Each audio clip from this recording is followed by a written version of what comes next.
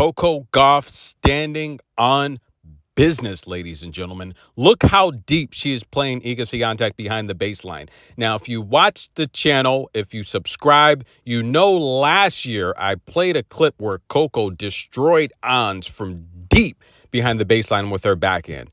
Ladies and gentlemen, she's comfortable playing there. And this video is brought to you via the Doctrine of Fair Use, the Fair Dealing, and the Digital Millennium Act.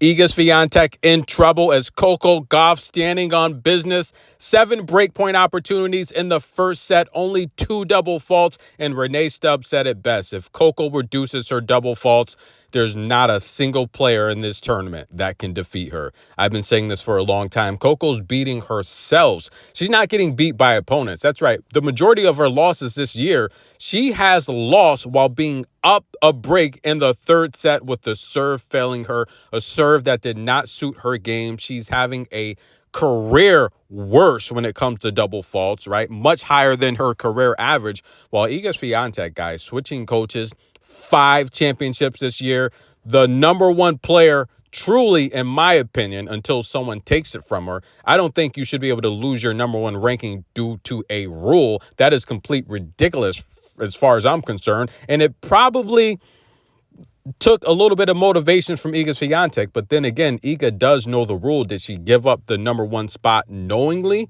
Knowing that, look, she needs to change things headed into 25, and maybe she's comfortable now not having so much pressure on her.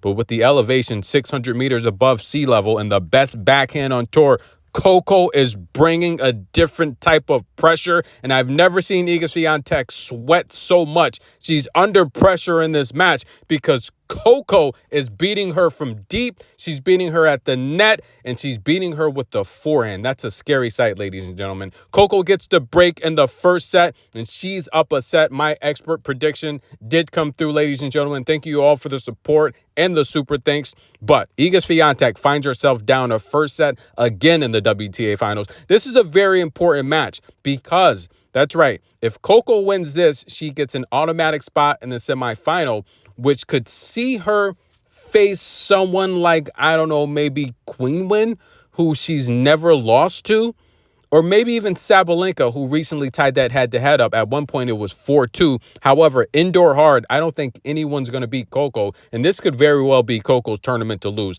The first set statistics, ladies and gentlemen, Coco won 71% of her first serves for most of the set, much consistent with Iga Swiatek, but she would end the first set with about 50% of her first serves in play. And I want you to take a look at this number specifically, guys. She broke Iga Swiatek, pressured her literally 7 opportunities, pressure point situations to break her. She converted on 2 of them and still did not play an amazing aggressive set. She still had mistakes, ladies and gentlemen, but forcing Iga Swiatek into 21 unforced errors. Last time out, Iga Swiatek had nearly 50 unforced errors against Barbora Krejcikova. Yes, she might be a little rusty. She hasn't played in a while, but Iga Swiatek's a very good player. She's a very good professional. 125 weeks at the #1 spot. She has shown that she's been the best player on tour the last few years, but I think we're seeing a changing of the tide, ladies and gentlemen. I think it's Coco's time to shine at 20 years old. Stay tuned because she could have a next few years where she's running off 2 to 3 slams a year, and before you know it, she's got double-digit Grand Slam titles. I don't think there's going to be anyone on tour in the next 3 to 5 years that's going to consistently beat Coco, guys. This year alone, she's had literally 8 or better semifinal appearances. She's been, along with Sabalenka, the most consistent player when it comes to the Grand Slams, the most Master 1000 wins as a teenager in the history of the Master events in the Open era. She's got over 70 to this day.